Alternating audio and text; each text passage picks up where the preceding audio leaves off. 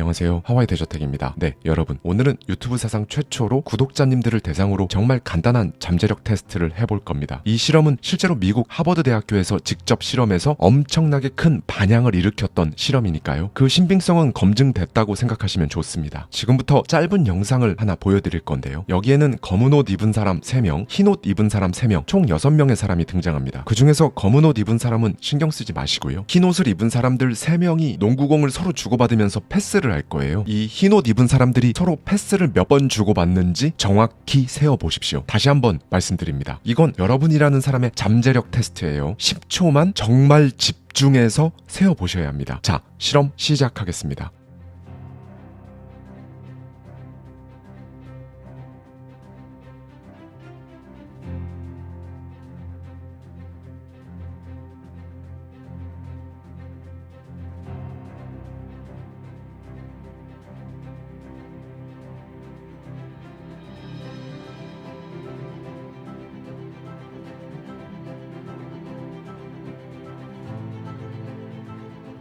여러분, 흰옷 입은 사람 3명은 패스를 총 몇 번 했나요? 16번일까요? 17번일까요? 그런데 하버드 대학교에서 실제로 진행한 이 실험은 그걸 알아보고자 했던 실험이 아닙니다. 제가 처음에 잠재력 테스트다라고 했던 것도 사실이 아니고요. 그럼 뭐냐? 여러분, 혹시 영상에 등장했던 고릴라를 보셨나요? 갑자기 고릴라? 뭔 소리야? 하는 분들도 계실 거고요. 봤다고 하는 분들도 계실 거예요. 아마 이 영상을 보고 계신 분들 중 정확히 50대 50의 비율로 고릴라를 봤거나 혹은 못 보셨을 겁니다. 하버드 대학교의 실험 결과도 정확히 똑같은데요. 네, 이게 하버드 대학교에서 실시했던 그 유명한 고릴라 실험입니다. 하버드대 연구진도 실험 참가자들을 대상으로 똑같은 실험을 진행했는데요. 고릴라는 중간에 등장해서 무려 7초 동안 화면 정중앙에 머물면서 가슴을 쿵쾅거리는 제스처까지 취하면서 서 있다가 지나가죠. 네, 이 실험의 목적은요, 실험 참가자들이 과연 이 고릴라를 볼 수 있는가 였던 겁니다. 결과는요, 실험에 참가한 사람들 중 무려 절반이 이 고릴라를 아예 못 봤습니다. 모든 신경이 흰색 옷을 입은 사람들에게 맞춰져 있었기 때문에 고릴라가 지나간 것을 인식하지 못한 거죠. 저 역시 이 실험이 너무 신기하고 또 궁금하기도 해서 저와 우리 회사 직원들이 각자의 지인들을 대상으로 실제로 이 실험을 해봤는데요. 표본이 크지 않아서 그런지는 모르겠지만 보시는 화면처럼 거의 대부분의 분들이 실제로 이 고릴라를 전혀 못 봤습니다. 네, 여러분, 우리 뇌는요, 이렇게 우리가 신경 쓰고 있는 혹은 원하는 정보만 받아들일 수 있도록 이렇게 매 순간 자체적으로 필터링을 해주고 있다는 겁니다. 이건 제가 제 책 더 마인드에도 자세히 기술한 내용인데요. 우리의 뇌는 1초에 4천억 바이트의 정보를 처리합니다. 책 한 권당 문자 정보의 양이 평균적으로 약 200kB라고 하거든요. 그러니까 우리 뇌, 보다 정확히는 우리 잠재의식에 있는 바로 이것은 무려 책 24만 4천 권 분량의 정보를 1초 만에 처리한다는 겁니다. 우리나라 국립중앙도서관이 약 1300만 권의 장서를 소장하고 있으니까요. 이것의 능력으로는 약 53초면 국립중앙도서관에 소장된 모든 장서의 데이터를 처리할 수 있는 거고요. 이걸 좀 더 와닿게 말씀드려 볼까요? A4 용지에 정보를 꽉꽉 채워서 글을 썼을 때 244만 장, A4 용지 박스 976개를 채울 만큼의 정보량이에요. 이건요, 지금 이걸 말씀드리고 있는 저와 이 영상을 보고 계신 여러분, 우리 모두의 잠재의식에 기본적으로 탑재되어 있는 능력입니다. 그런데 이 엄청난 양의 정보들이 아무 필터링 없이 우리한테 한 방에 다 들어오면 우리는 살 수가 없겠죠. 아마 정신을 잃을 겁니다. 그렇죠? 그래서 아까 영상 초반에 봤던 고릴라 실험의 사례처럼 여러분이 신경 쓰는, 관심을 갖고 있는, 에너지를 쏟고 있는 그것 외에는 전부 다 필터링해서 걸러줍니다. 여러분이 무언가 한 가지를 보고 있다고 생각할 때 여러분의 뇌는 의식의 뒤편에서 약 2억 개의 정보를 따로 처리한다는 거예요. 이건요, 여러분,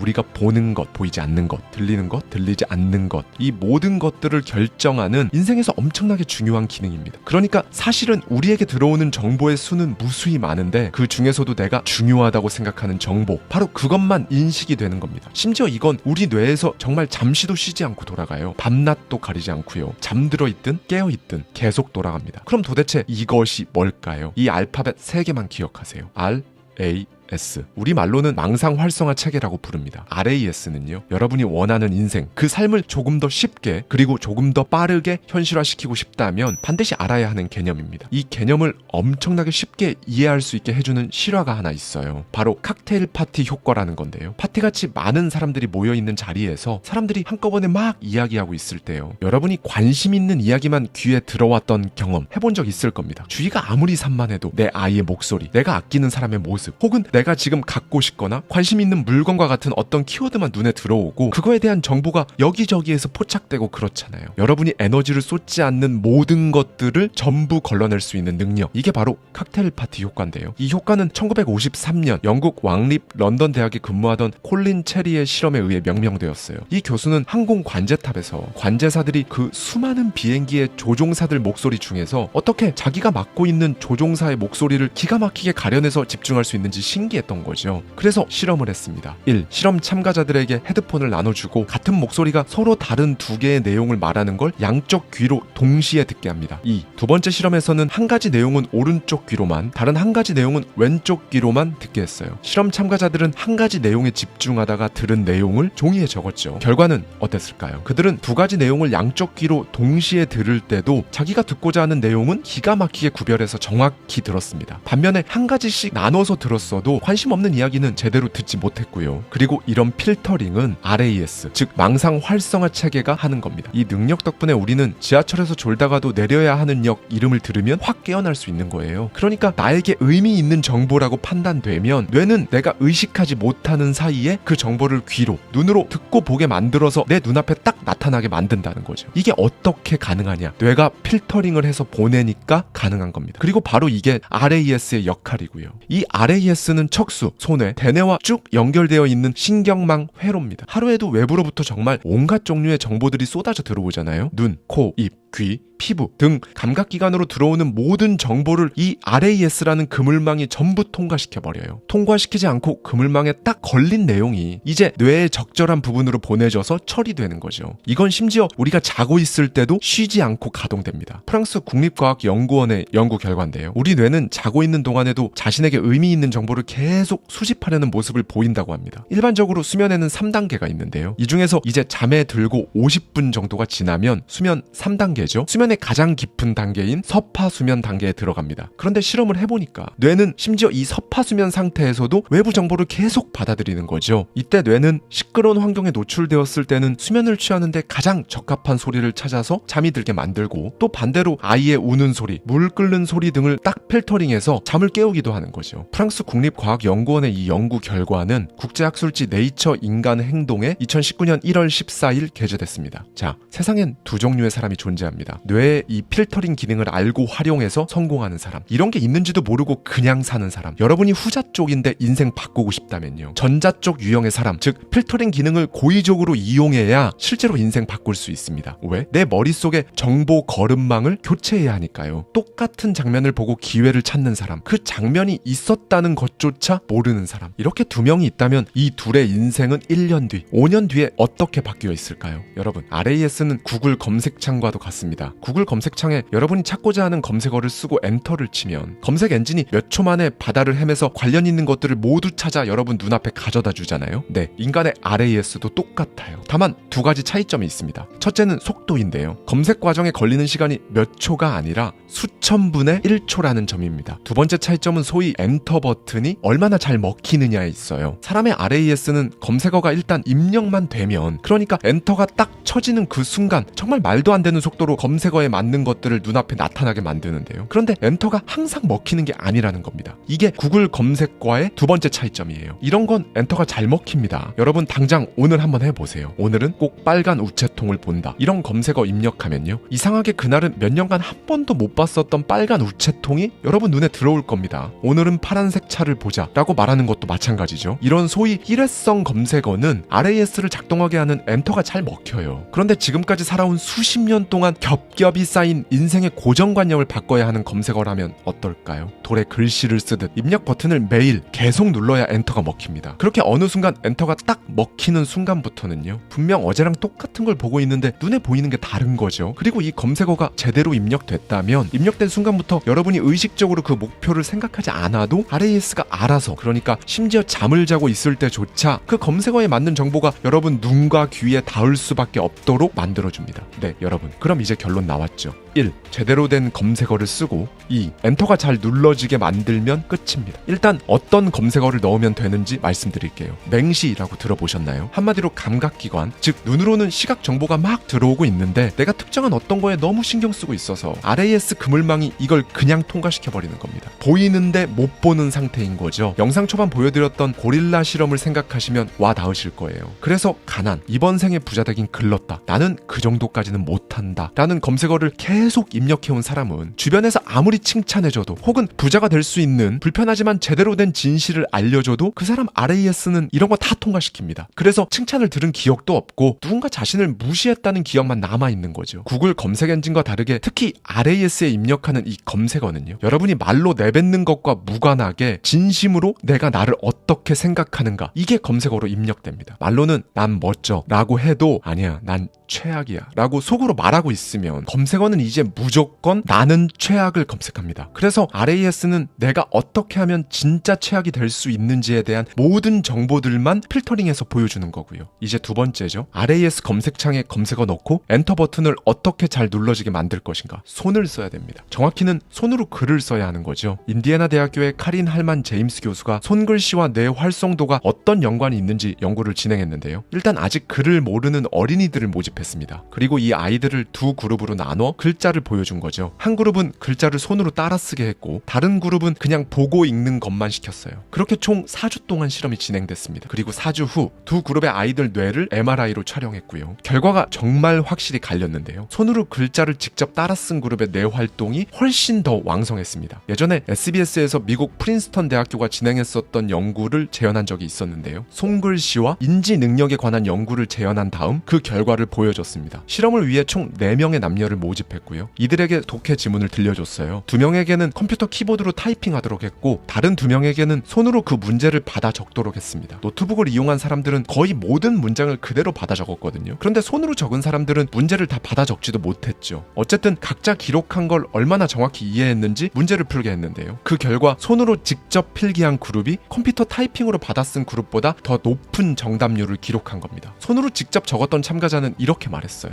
제가 번호도 붙이고 나름대로 이 위치 같은 것도 이렇게 좀 자유롭게 기록을 하다 보니까 기억에 더 많이 남은 것 같습니다. 미국에서 글쓰기 열풍을 주도하고 있는 대학이 있는데요. 워싱턴 대학교의 교수이자 종이 위의 기적 쓰면 이루어진다의 저자 헨리 에트앤 클라우저 박사는 이렇게 말했죠. 당신이 자신의 목표를 글씨로 쓰면 당신의 뇌는 그 목표를 달성할 수 있도록 당신에게 계속해서 신호를 보낸다. 네, 여러분. 손으로 쓴 메시지가 RAS를 통해 되뇌피질로 계속 전달되면 이때 되뇌피질은 깨어나라, 집중하라, 디테일을 놓치지 말아라 라는 명령을 받게 되는 겁니다. 우리 뇌는 이 과정에서 분주하게 움직입니다. 마치 예습하는 학생처럼 말이죠. 글로 특정 단어 혹은 문장을 계속 새겨 넣으면 우리 뇌는 자연스럽게 1초 동안 처리하는 4천억 비트의 정보 중에서 여러분이 예습한 그 익숙한 정보에 걸맞는 것들만 걸러내서 여러분의 의식 영역으로 던져주는 거죠. 여러분, 그러니까 이제부터는요, 여러분에게 들어오는 수많은 정보 중에 보석 같은 정보들이 다시는 RAS의 그물망을 허무하게 통과해서 사라져버리지 않도록 이 엄청난 무기고를 고의적으로 이용해 보셨으면 좋겠습니다. 마인드의 힘과 관련해 대저택 연구소를 통해 더 알아보고 싶은 주제가 있으시다면 댓글로 남겨주세요. 저희가 세상의 모든 연구 사례들을 모아서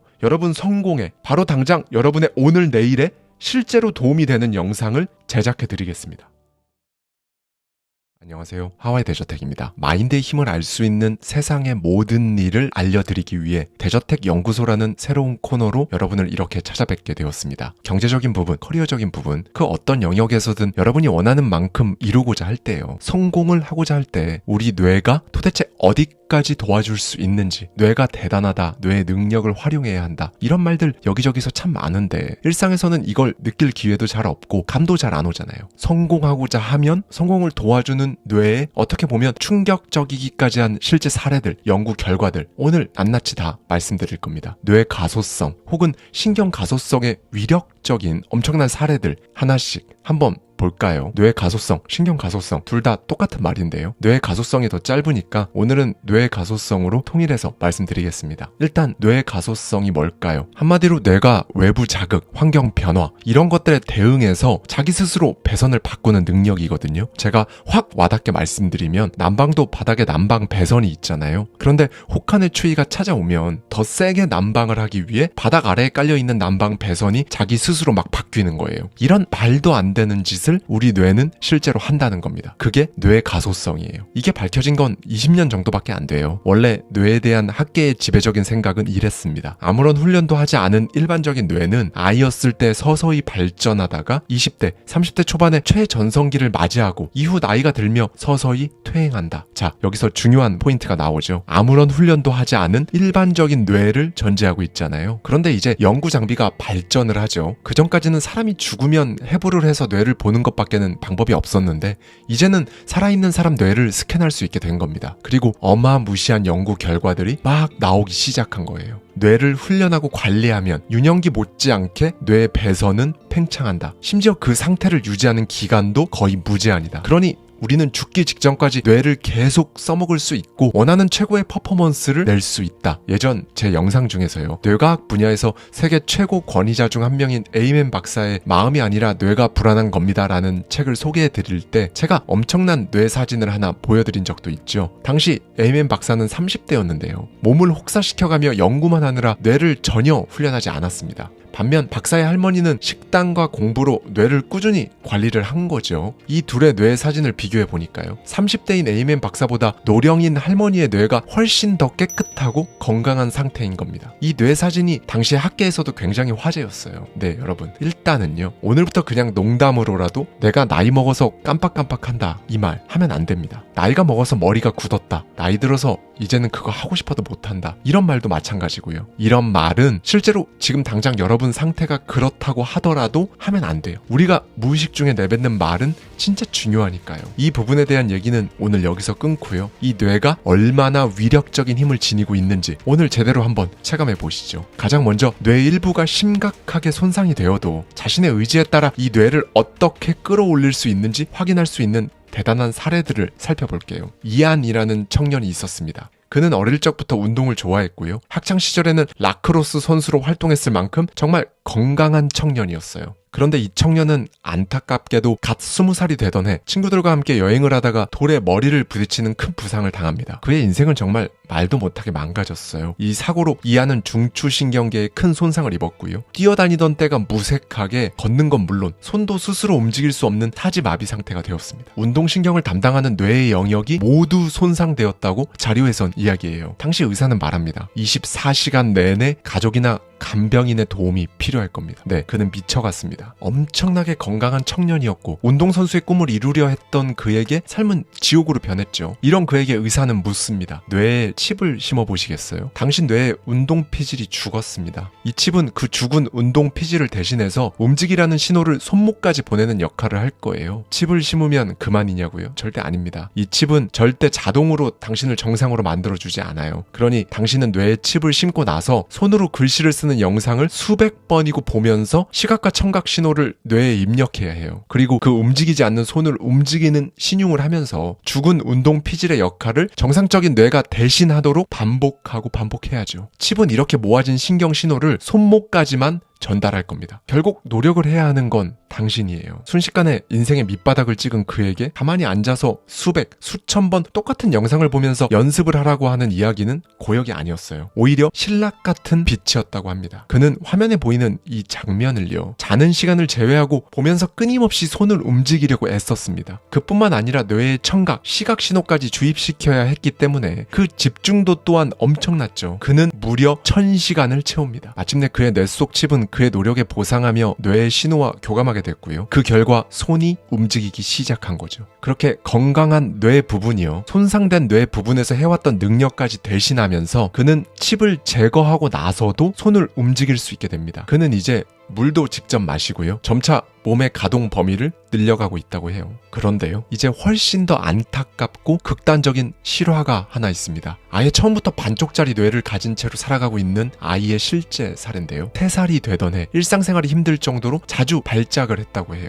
의사는 말합니다. 뇌의 희귀한 이 만성 염증 때문인데요. 이건 방도가 없습니다. 생명이라도 구하려면 염증이 있는 뇌 왼쪽을 모조리 드러내야 해요. 부모로서 다른 선택이 있나요? 그렇게 수술이 끝나 태어난 직후 그 작디 작은 3살짜리 아기 상태는 말도 못할 정도로 처참했습니다. 그렇게 수년이 지나 치료를 받을 수 있는 정도로 아이가 자랐어요. 그의 부모는 본격적으로 물리치료, 재활치료, 언어치료를 꾸준히 시키기 시작했죠. 그런데 이상한 일이 일어난 겁니다. 3개월째가 되던 날 또래와 비슷하게 말을 하는 거죠. 그리고 스스로 몸을 가누기 시작하는 거예요. 당시 의료진은 말해요. 제거한 왼쪽 뇌 대신에 남아있는 오른쪽 뇌가 아주 빠른 시간 동안 몸에 들어오는 시각, 청각, 후각, 촉각 자극을 받아들이고 적절하게 판단해서 운동신경에까지 지시를 내릴 수 있도록 변했어요. 20년 뒤 그는 대학에 진학했어요. 네, 여러분. 뇌 반쪽만을 지닌 채 대학교에 합격한 거죠. 대학을 다니면서 레스토랑 알바를 하면서 전화로 고객을 응대하고 밝게 웃으면서 월급까지 받아 부모님을 감동시켰고요. 실은요, 여러분. 뇌의 한 부분이 이렇게 아예 기능을 못하게 됐음에도 불구하고 뇌 가소성으로 이걸 극복한 사례는 정말 많아요. 37세 청각 장애인이 있었는데요. 생뚱맞게 피부, 그러니까 촉각을 자극시키는 조끼를 입혀본 사례도 있습니다. 이 실험의 목적은요, 촉각이 청각을 대신하게 만들어서 듣는 거랑 비슷한 효과를 내는 데 있었어요. 이 조끼는 진짜 특이했는데요. 소리의 방향, 진동에 예민하게 반응하는 센서에 따라서 모터가 울리는 거죠. 그리고 그 모터가 배나 등의 촉각을 자극하는 겁니다. 이 사람은 이 조끼를 착용하고 4일 동안 2시간씩 30개 단어를 익히는 훈련을 했습니다. 닷새가 되던 날 놀라운 일이 벌어졌는데요. 먼저 실험을 진행하는 진행자가 입을 가리고요.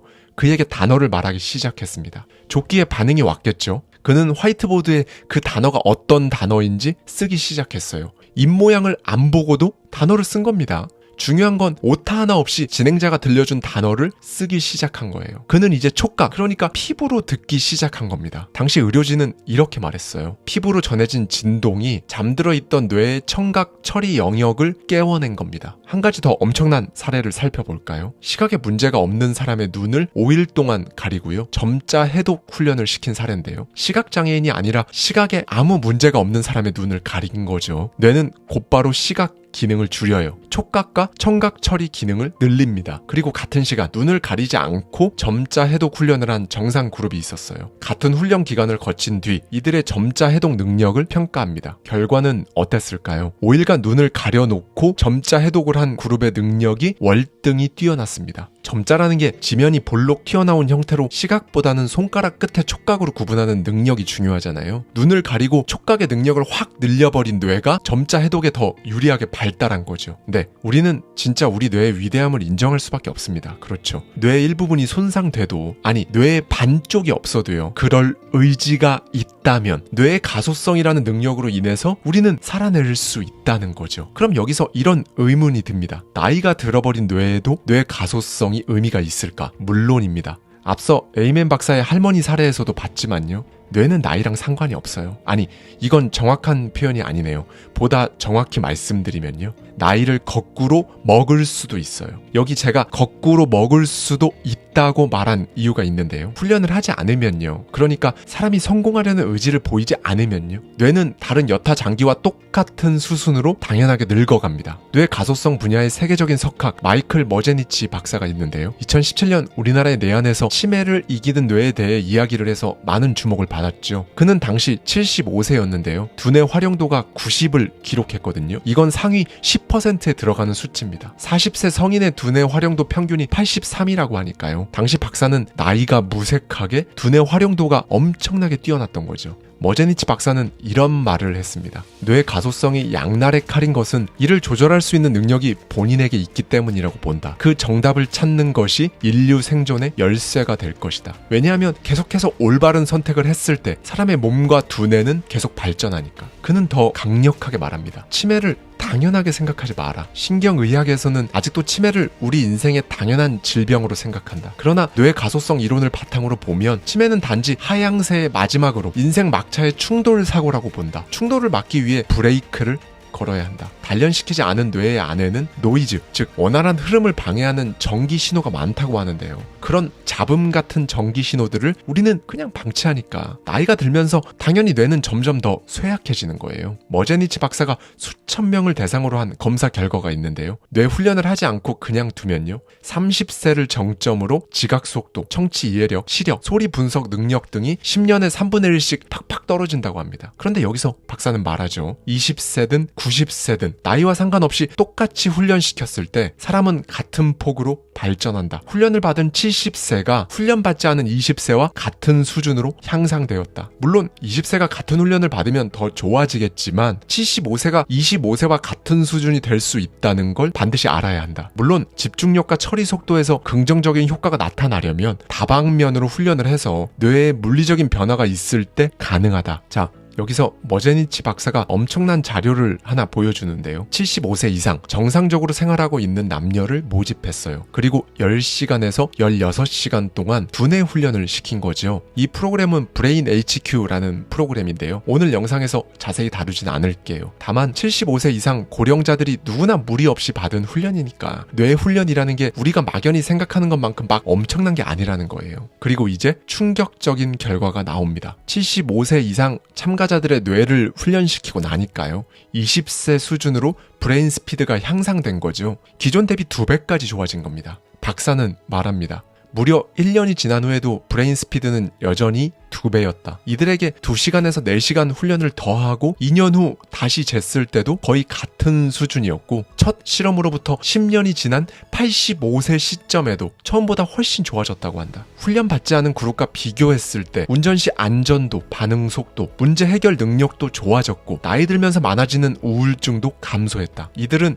일상생활에서 훨씬 질 좋은 삶을 유지하면서 의료비도 적게 들어갔다. 또한 10시간의 두뇌 훈련 후에 7년 혹은 10년간 아무 훈련을 받지 않은 경우에도 브레인 스피드가 30%만 감소한 거죠. 박사는 이 두뇌 검진이요. 우리가 병원에 가서 하는 평범한 검사들이죠. 혈압 체크, 위 내시경처럼요. 당연한 것으로 자리 잡으면 치매를 막거나 지연시킬 수 있다고 강조합니다. 네, 여러분. 우리 뇌는 일단 다른 장기와 확실히 다르다는 건 이제 와 닿으셨을 거예요. 다른 장기랑 다르게 훈련을 통해 노화가 아니라 오히려 젊게 만들 수 있으니까요. 아무런 훈련 없이 무섭게 쪼그라드는 뇌에 잠식되어 살아갈 건지, 여러분이 원하는 성공의 발판으로 이 뇌의 전폭적인 지원을 받으면서 살아갈 건지, 이건 그냥 여러분 의지에 달린 겁니다. 여러분이 고르는 거예요. 그럼 이 단련을 어떻게 하냐? 일상에서 간편하게 뇌를 단련시킬 수 있는 정말 신박한 방법들을 딱 말씀드릴게요. 첫 번째, 책 이상한 나라의 앨리스 아시죠?